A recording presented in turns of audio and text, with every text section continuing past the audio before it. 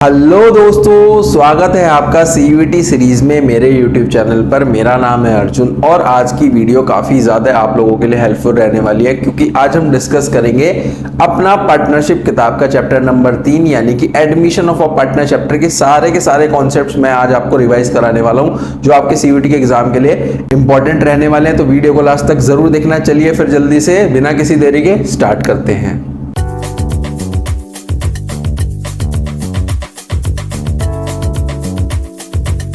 सबसे पहले तो हमें ये समझना है कि एडमिशन ऑफ अ पार्टनर का मतलब क्या होता है। यहाँ पर हमारे पास जो एडमिशन है ये भी एक हमारे पास रिकॉन्स्टिट्यूशन ऑफ पार्टनरशिप का एक मोड कहलाता है, जिसके अंदर अगर हमारे पास कोई एग्जिस्टिंग एग्रीमेंट है, जैसे कि हमारे पास सपोज दो पार्टनर है ए और बी, वो मिलकर के बिजनेस कर रहे हैं 1:1 में या 3:2 में। अब यहाँ पर क्या होता है, जब नए पार्टनर का एडमिशन होगा तो वो जो एग्जिस्टिंग एग्रीमेंट है वो कंप्लीट हो जाता है, वो खत्म हो जाता है, उसका एंड हो जाता है। फिर हमारे पास एक नया एग्रीमेंट आएगा जिसमें नया पीएसआर होगा, किस तरीके से पार्टनर हमारे पास नए प्रॉफिट शेयरिंग रेशो में डील करने वाले हैं वो हम सीखते हैं यहाँ पर। और यहाँ पर एक एक्ट होता है जिसको हमने लिखा गया है section 31 sub section 1 of the Indian partnership act है, जिसका मतलब क्या है कि जो भी नया पार्टनर हम एडमिट करेंगे, जिसका हम एडमिशन करेंगे, वो कंसेंट के साथ होना चाहिए। जितने भी हमारे पास एग्जिस्टिंग पार्टनर्स हैं या पुराने पार्टनर्स हैं, उनके कंसेंट के बिना हम उस नए पार्टनर का एडमिशन नहीं करेंगे। ये यहाँ पर लिखा गया है बेसिकली। ठीक है जी, देखो क्या लिखा है कि एडमिशन ऑफ अ पार्टनर हमारे पास क्या होता है, एक ऐसा मोड होता है रिकॉन्स्टिट्यूशन ऑफ पार्टनरशिप का, जिसके अंदर पुराना एग्रीमेंट यानी कि एग्जिस्टिंग एग्रीमेंट खत्म हो जाता है, नया एग्रीमेंट शुरू हो जाता है। और जो सेक्शन है section 31 subsection 1 of the Indian partnership act, जिसके अकॉर्डिंग नया पार्टनर जो एडमिट होगा वो एडमिट होगा consent of the existing partners के थ्रू। फिर उसके बाद लिखा गया है राइट्स ऑफ न्यू पार्टनर के। नए पार्टनर के पास क्या क्या राइट होते हैं। सबसे पहला तो राइट होता है right to share future profits of the firm. जो भी फर्म्स के फ्यूचर प्रॉफिट्स होंगे उसमें उसको शेयर मिलेगा। फिर उसके बाद जितने भी हमारे पास एसेट्स होते हैं फर्म के, उसमें भी पूरा का पूरा राइट होता है कि उसको शेयर मिलेगा। फिर एडजस्टमेंट्स आ जाती हैं। सर लिखा गया है कुछ एडजस्टमेंट्स हैं जो कि हमारे पास एडमिशन के समय पे होती है नए पार्टनर में, है ना। जैसे कि हमारे पास न्यू पीएसआर का हम कैलकुलेशन करेंगे, ट्रीटमेंट ऑफ गुडविल हम यहाँ पर देखने वाले हैं, treatment of revaluation of assets और लायबिलिटीज। जितने भी एसेट्स और लायबिलिटीज का हमारे पास रिवैल्यूएशन होता है वो हम यहाँ पर पढ़ेंगे। रिजर्व्स और एक्यूमुलेटेड प्रॉफिट्स का हम पढ़ने वाले हैं और कैपिटल एडजस्टमेंट्स आ जाता है। फिर उसके बाद सर चलते हैं, सबसे पहले तो न्यू पीएसआर का मतलब क्या होता है। देखो एक ऐसा रेशो जिसमें हमारे पास सारे के सारे पार्टनर्स यानी कि ऑल पार्टनर्स इंक्लूडिंग जो हमारे पास इनकमिंग पार्टनर है, नया पार्टनर आने वाला है, वो भी इसमें इंक्लूड रहता है। और जब वो अपने प्रॉफिट्स और लॉसेस को शेयर करते हैं, जिस रेशो में वो शेयर करते हैं, वही हमारे पास क्या कहलाता है, न्यू पीएसआर कहलाता है, जिसमें शेयर करते हैं फ्यूचर प्रॉफिट्स और लॉसेस, हमारे पास न्यू पीएसआर कहलाता है। इसका फॉर्मूला होता है ओल्ड शेयर माइनस मैं। चलो जी, फिर आ जाता है sir sacrificing ratio. Sacrificing ratio वो रेशो होती है जिसमें हमारे पास ओल्ड पार्टनर्स अपना सेक्रीफाइस करते हैं, कुछ शेयर प्रॉफिट का कुछ शेयर हमारे पास यहाँ पर सेक्रीफाइस करते हैं किसके फेवर में, जो कि नया पार्टनर आने वाला है, जिसका एडमिशन होने वाला है, उसी को हम क्या बोलते हैं, सेक्रीफाइसिंग रेशो। उसका फॉर्मूला होता है old share minus new share. फिर आ जाता है सर ट्रीटमेंट ऑफ गुडविल। देखो ट्रीटमेंट ऑफ गुडविल में सबसे पहला हमारे पास आ जाता है जब भी नया पार्टनर प्राइवेटली हमारे पास गुडविल लेकर के आएगा तो हम कोई भी एंट्री नहीं करने वाले हैं। दूसरा आ जाता है सर हमारे पास जब वो हमारे पास कैश में लेकर के आया है गुडविल, तो एंट्री बनेगी कैश और बैंक अकाउंट डेबिट। ये आपको देखना होगा, जो भी चीज बैलेंस शीट में गिवन होगी उसके अकॉर्डिंग आप इसको कर लोगे। कैश और बैंक अकाउंट डेबिट होता है, premium for goodwill pass credit हो जाता है। और हमारे पास एक एंट्री ये बनती है, दूसरी एंट्री बनती है premium for goodwill debit to, यहाँ पर आएगा सेक्रीफाइसिंग पार्टनर। ये सर हमारे पास सेक्रीफाइसिंग पार्टनर आएगा, क्या आएगा, सेक्रीफाइसिंग पार्टनर्स कैपिटल अकाउंट। ठीक है जी। फिर उसके बाद हमारे पास आ जाता है जो प्रीमियम फॉर गुडविल है वो काइंड में लेकर के आए। काइंड का मतलब क्या होता है कि कुछ ना कुछ हमारे पास एसेट्स वहां पर होंगे, जैसे कि जितने भी एसेट्स होंगे उन सबको आपको डेबिट करना है, प्रीमियम फॉर गुडविल को आपको क्रेडिट करना है, और न्यू पार्टनर्स कैपिटल अकाउंट कैसा भी हो सकता है क्योंकि कुछ हमारे पास कैपिटल लेकर के आए प्रीमियम के साथ साथ, तो उसको भी हम क्रेडिट कर देंगे। फिर आ जाता है सर दूसरी एंट्री बनेगी। दूसरी एंट्री बनेगी जितना भी प्रीमियम का पैसा है सेक्रीफाइसिंग पार्टनर्स को हमारे पास यहाँ पर मिल जाता है। फोर्थ एंट्री क्या होती है, विड्रॉ की एंट्री होती है। जब भी हम विड्रॉ करेंगे तो एंट्री बनेगी old partners debit to cash या फिर बैंक। ठीक है जी। उसके बाद हमारे पास फिफ्थ केस आ जाता है। फिफ्थ केस का मतलब क्या है कि जब पार्टनर हमारे पास गुडविल कैश में नहीं लेकर के आता है तो एंट्री बनती है new partner current account debit. जो भी हमारे पास, लेट सपोज जेड हमारे पास नया पार्टनर है और एक्स और वाई हमारे पास पुराने पार्टनर है, तो जेड का करंट अकाउंट डेबिट हो जाएगा और जितने भी हमारे पास सेक्रीफाइसिंग पार्टनर है उनका हमारे पास क्रेडिट हो जाएगा। फिर आ जाता है sir revaluation account.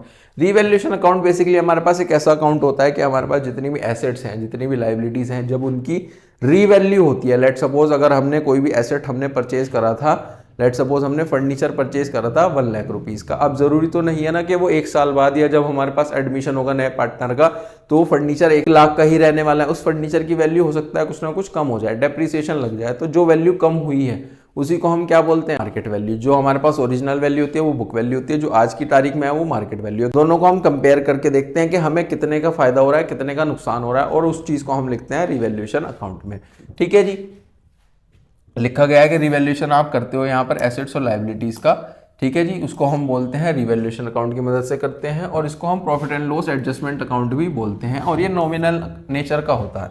Nominal nature का मतलब क्या हो गया सर? नॉमिनल नेचर का मतलब हो गया सर हमारे पास कि डेबिट में सारे एक्सपेंसेस और लॉसेज आ जाएंगे, क्रेडिट में सारी हमारे पास इनकम और गेन आ जाएगी। क्रेडिट में आ जाएगी हमारे पास इनकम और गेन, और डेबिट में आ जाएंगे हमारे पास एक्सपेंसेस एंड लॉसेस। ठीक है जी, समझ में आ गया? एक्सपेंसेस और लॉसेस यहां पर आ जाएंगे हमारे पास। देखो, एसेट्स और लाइबिलिटीज की मदद से फायदा कब होगा? जब हमारे एसेट की वैल्यू बढ़ेगी, यानी कि increase in the value of asset, और जब हमारे लाइबिलिटी की वैल्यू कम होगी। हमारा नुकसान कब हो सकता है? हमारा नुकसान तब होगा जब हमारा एसेट कम होगा और लाइबिलिटी हमारी सर बढ़ रही होगी। ये इसके अंदर आ जाता है। फिर आ जाता है अनरिकॉर्डेड एसेट, कि अब तक कोई भी ऐसा एसेट है कि जो रिकॉर्ड में नहीं था, आपको उसको रिकॉर्ड में लेकर के आना है, तो वो इधर लिखेंगे। कोई भी अनरिकॉर्डेड लाइबिलिटी है तो हमारे पास इधर आ जाएगी। फिर उसके बाद अगर हमारा ये वाली साइड ज्यादा है, ठीक है जी, और ये वाली साइड कम है, यानी कि हमारे पास इनकम और गेन वाली साइड ज्यादा है, एक्सपेंस हमारे कम हुए हैं, एक्सपेंस और लॉस हमारे कम हुए हैं, तो हमारा प्रॉफिट है। बैलेंस इधर आ रहा है तो प्रॉफिट के नाम से लिखेंगे, इधर बैलेंस आ रहा है तो लॉस के नाम से लिखेंगे। ठीक है जी। अब अगर हमें इसकी जर्नल एंट्री समझनी है, सर जर्नल एंट्री कैसे होगी? देखो, सबसे फर्स्ट केस क्या है कि अगर हमारे एसेट की वैल्यू कम हो रही है, इस केस में रिवैल्यूएशन डेबिट हो रहा है, और रिवैल्यूएशन को हम profit and loss adjustment account भी बोलते हैं। दोनों से आप कर सकते हो एंट्री, जिससे भी क्वेश्चन में बोला गया हो। तो revaluation debit to asset, revaluation debit to liability, जो भी उस लाइबिलिटी का नेम होगा वो यहाँ पर आ जाएगा। अनरिकॉर्डेड लाइबिलिटी है तो revaluation debit to unrecorded liability. इधर एंट्री क्या बनेगी? इधर बनेगी हमारे पास asset debit to revaluation, liabilities debit to revaluation. Unrecorded asset जो भी होगा, लेट्स सपोज फर्नीचर है और टाइपराइटर है, उस तरीके से उसको डेबिट करेंगे और रिवैल्यूएशन को क्रेडिट कर देंगे। यहां पर देख भी लेते हैं हमारे पास एंट्री किस तरीके से बनी हुई है। देखिए जी, सबसे पहली एंट्री क्या लिखी है कि रिवैल्यूएशन डेबिट हुआ है और एसेट क्रेडिट हो गया है, क्योंकि हमारे पास वैल्यू कम हो रही थी एसेट की। उसके बाद अगर हमारे पास एसेट की वैल्यू बढ़ रही है तो एंट्री बनेगी एसेट डेबिट टू रिवैल्यूएशन, और यहाँ पर रिवैल्यूएशन के साथ साथ इन्होंने profit and loss adjustment account भी लिख दिया है। नंबर पर आ जाते हैं। थर्ड नंबर पर क्या है सर? ये लिखा है कि हमारे पास लाइबिलिटी की वैल्यू बढ़ रही है, तो एंट्री बनेगी रिवैल्यूएशन और profit and loss adjustment account debit हो जाएगा और लाइबिलिटीज क्रेडिट हो जाएंगी। अगर हमारे पास लाइबिलिटीज की वैल्यू कम हो रही है सर, तो एंट्री बनेगी लाइबिलिटीज डेबिट हो जाएंगी और हमारे पास रिवैल्यूएशन और profit and loss adjustment account credit हो जाएगा। नेक्स्ट हमारे पास बन रही है प्रॉफिट और लॉस की। प्रॉफिट की एंट्री क्या बनती है? Revaluation debit to old partners. हमेशा याद रखना, जो भी रिवैल्यूएशन का प्रॉफिट या लॉस होता है वो ओल्ड पार्टनर्स और ओल्ड रेशो में ही डिस्ट्रीब्यूट होता है। और अगर हमारे पास यहाँ पर लॉस है तो एंट्री बनेगी old partners capital account debit to revaluation account. ठीक है जी, आगे चले, आगे बढ़े अपने नेक्स्ट टॉपिक की तरफ। ये पूरा रिवैल्यूएशन था। कहता है accounting treatment of reserves and accumulated profits and losses. देखो, जितने भी हमारे पास रिजर्व्स होते हैं, जितने भी हमारे पास पीएल के बैलेंस होते हैं, ये सब चीजें हमारे पास हमेशा याद रखना ओल्ड पार्टनर्स और ओल्ड रेशो में ही हम इसको करने वाले हैं। जैसे सबसे पहले जितने भी रिजर्व्स होते हैं, जैसे कि हमारे पास रिजर्व फंड और WCR, IFR, ये सब हमारे पास डेबिट हो जाते हैं। और अगर पीएल का क्रेडिट बैलेंस होगा तो वो हम यहाँ पर डेबिट कर देंगे। क्रेडिट किसको करेंगे सर?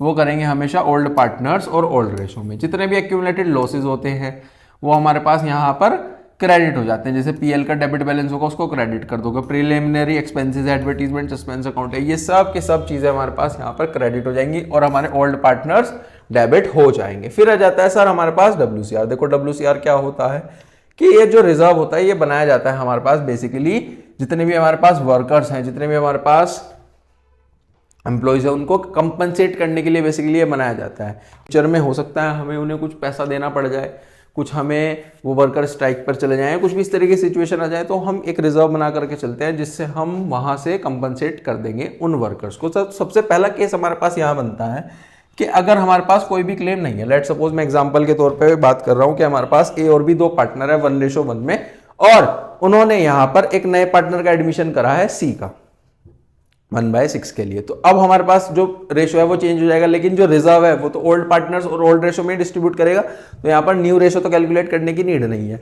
WCR हमने बना रखा है 60,000 का, पर हमें कोई भी क्लेम देना नहीं पड़ा, यानी कि हमें अपने वर्कर्स को कोई भी क्लेम देना नहीं पड़ा। तो उस केस में हम क्या करेंगे, जितना भी रिजर्व बनाया था 60 का 60,000 वो पूरा का पूरा हमारे पास ओल्ड पार्टनर्स और ओल्ड रेशो में डिस्ट्रीब्यूट हो जाएगा। तो एंट्री बनी WCR debit to old partners. Next case पे चलते हैं। इस केस क्या है कि जो सर हमारे पास क्लेम था वो कम है लेकिन WCR हमारे पास ज्यादा है। लेट सपोज WCR सर आपने बनाया था 60,000 का, ठीक है जी, क्लेम हमें देना पड़ रहा है सर 20,000। तो इस केस में एंट्री क्या बनेगी, सबसे पहले तो जितना रिजर्व है वो डेबिट कर दो, यानी कि WCR डेबिट कर दिया, जितना क्लेम उसको क्रेडिट कर दो provision for workman compensation claim के नाम से, यानी कि ये आ जाएगा पूरा 60,000, ये आ जाएगा सर हमारे पास 20,000। तो बचे हुए पैसे का क्या करें सर, बचा हुआ पैसा हमारे पास ओल्ड पार्टनर्स यानी कि ए और बी जितने भी ओल्ड पार्टनर्स हैं उनकी ओल्ड रेशो में डिस्ट्रीब्यूट हो जाएगा। नेक्स्ट केस पे चलते हैं सर। नेक्स्ट केस हमारे पास क्या लिखा है कि रिजर्व भी हमारे पास 60,000 है और क्लेम भी हमारे पास 60,000 है। तो यहां पर 60,000 लिखो, यहां पर 60,000 लिखो। इस बार पार्टनर्स को डिस्ट्रीब्यूट करने के लिए कुछ बचा ही नहीं है, तो एंट्री बनेगी WCR debit to provision for workman compensation claim. ये लाइन पूरी लिखनी है, provision for workman compensation claim, ठीक है जी।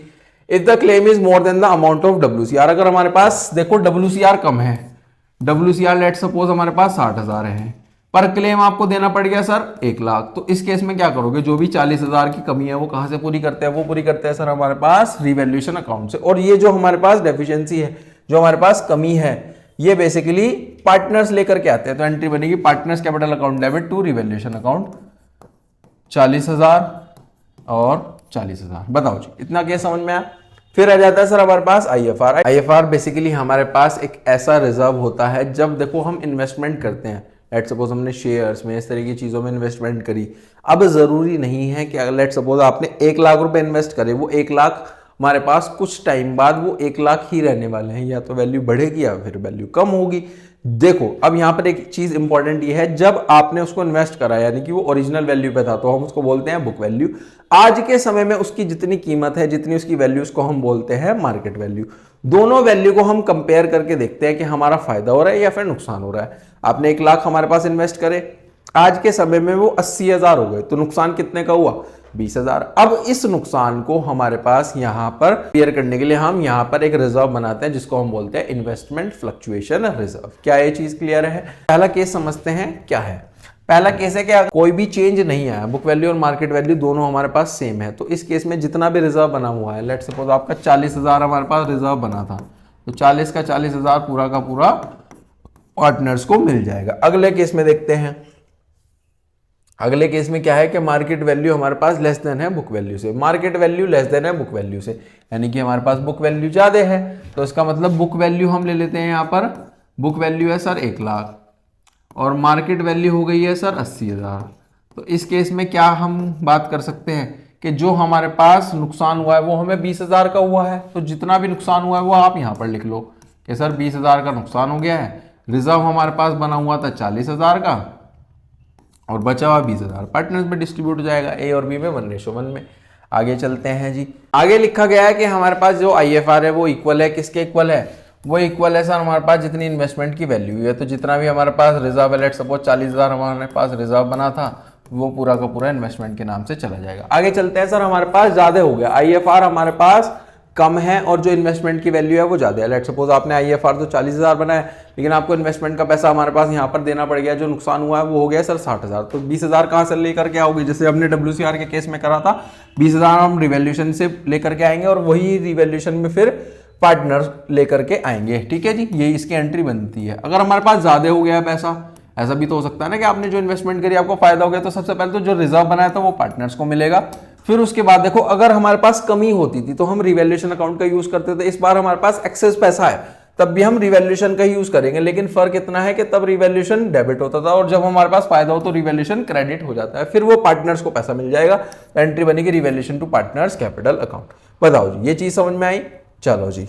फिर इसके बाद एक छोटा सा टॉपिक आ जाता है कैपिटल एडजस्टमेंट। इसमें हमारे पास सबसे पहला केस है कि जो हम एडजस्टमेंट करेंगे ओल्ड पार्टनर्स का वो करेंगे न्यू के बेसिस पे। इसमें हमारे पास पहला केस बनता है कि जो प्रेजेंट कैपिटल है वो नई कैपिटल से कम है और जो प्रेजेंट कैपिटल है वो ज्यादा है नई कैपिटल से। दो केस है, तो इस केस में हमारे पास एंट्री बनेगी कैश और बैंक डेबिट।